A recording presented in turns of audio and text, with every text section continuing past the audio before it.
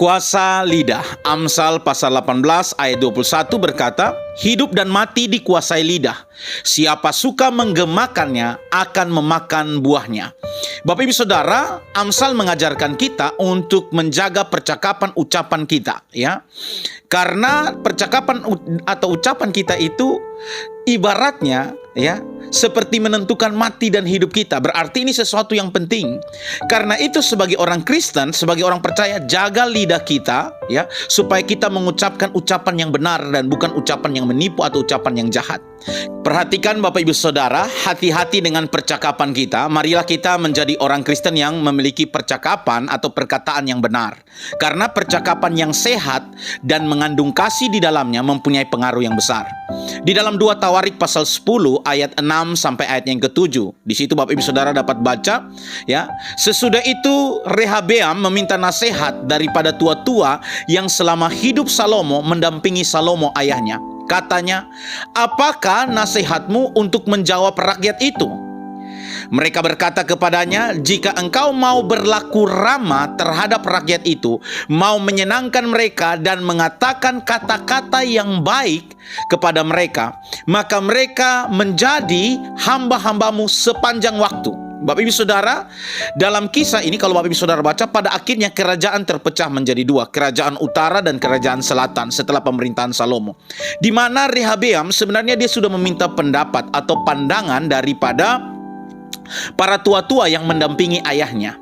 Dan para tua-tua memberikan nasihat yang baik, yaitu bagaimana Rehabeam harus menjaga perkataannya, ya, harus berbicara dengan baik, dengan lembut kepada rakyatnya. Namun kalau Bapak Ibu Saudara baca kisah selanjutnya, justru Rehabeam dia tidak mendengarkan nasihat para tua-tua ini, yang dimana mereka bekerja dan menjadi penasihat ayahnya Salomo ketika memimpin sebagai raja. Rehabeam justru mendengar perkataan daripada orang-orang seusianya yang tidak berpengalaman, dan kisah selanjutnya yang kita tahu bersama, pada akhirnya kerajaan terpecah menjadi dua, yaitu kerajaan utara dan selatan. Dari sini kita melihat Bapak Ibu Saudara, nasihat tua-tua kepada Rehabeam ini betul, ya, untuk bagaimana kita menjaga perkataan kita, ucapan kita. Bahkan di situ para tua-tua menasihatkan kalau dia berbicara baik, ramah kepada rakyatnya, maka rakyatnya akan menjadi hambanya selama-lamanya. Dari sini Bapak Ibu Saudara, penting sekali hari ini kita menjaga ucapan kita, perkataan kita. Bahkan Bapak Ibu Saudara dikasihi dan diberkati oleh Tuhan, kalau kita memperhatikan dalam beberapa ayat firman berikut ini di dalam Amsal menasihatkan kita untuk berhati-hati menjaga ucapan perkataan kita. Seperti Amsal 15 ayat 1. Jawaban yang lemah lembut meredakan kegeraman, tetapi perkataan yang pedas membangkitkan marah. Jaga ucapan kita. Perkataan yang pedas membangkitkan marah. Amsal 15 ayat 23 berkata, seseorang bersukacita karena jawaban yang diberikannya, dan alangkah baiknya perkataan yang tepat pada waktunya. Amsal mengajarkan kita supaya perkataan kita menjadi berkat bagi orang lain.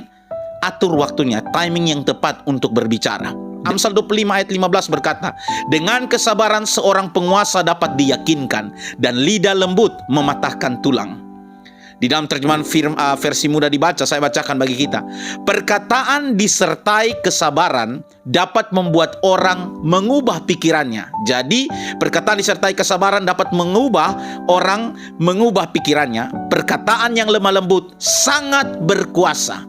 Karena itu, hati-hati Bapak Ibu Saudara hari ini menjaga perkataan kita, seperti nasihat firman Tuhan bahwa hidup mati kita ditentukan oleh lidah kita.